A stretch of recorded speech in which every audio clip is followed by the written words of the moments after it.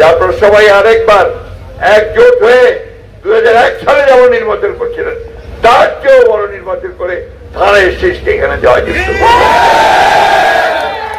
আমি আপনাদেরকে এটুকু বলতে পারি, আপনারা যদি আমাকে নির্বাচিত করেন আমি আপনাদেরকে নিরাশ করবো না। ভাই কাছে মসজিদ কেন, শুধু আল্লাহ যদি আমাকে তৌফিক দেয় আমি আরো অনেক কিছু করব। আল্লাহ আমাকে তৌফিক দেয় ইনশাআল্লাহ এইবার ভালো হবে।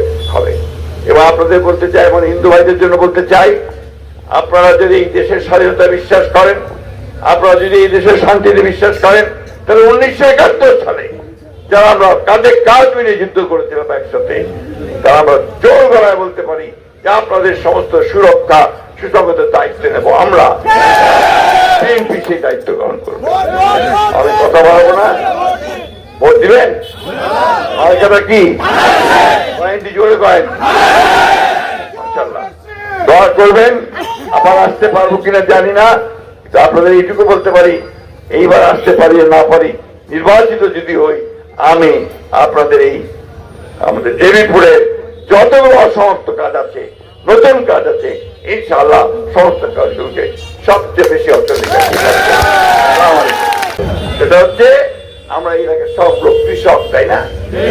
আমাদের সবচেয়ে বেশি দরকার পানি নাই, নদী নাই, পানি দরকার, এই জন্য ডিপ টিউবওয়েল দরকার। ওই বরেন্দ্র প্রজেক্টটা আমি আপনাদের এখানে নিয়ে আসছিলাম, ভুলে গেছেন নাকি? লাল করেনি কেন জানেন? আরেকটা আমি নিয়ে আসছি আপনার ভুট্টা চাষ আপনারা এখন করতেছেন না, দুইটা পয়সা পাচ্ছেন না। আগে আমরা কুশিয়ার চাষ করে এনে 2টা পয়সা পান না, এলাকা বন্ধ হয়েছে।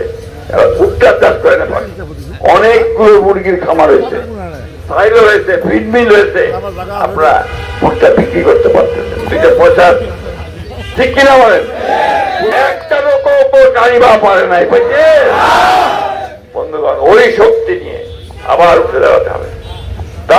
এই নির্বাচনে আমাদেরকে জয়লাভ করতে হবে। মির্জা আলমগীরকে এমপি বানানোর জন্য নয়, দেশ থেকে বাঁচানোর জন্য। ওইসব মুনাফিক মিথ্যাবাদী যারা মিথ্যা কথা বলে জনগণকে ভ্রান্ত করতে চায়, তাদের হাত থেকে দেশকে রক্ষা করতে হবে। দেশকে রক্ষা করতে হবে, হিন্দু ভাইদেরকে তাদের নিরাপত্তা দিতে হবে, মা বোনদের নিরাপত্তা দিতে হবে, কৃষকদেরকে তাদের পণ্যের ন্যায্য মূল্য দিতে হবে, শ্রমিকদের ন্যায্য চিকিৎসা দিতে হবে।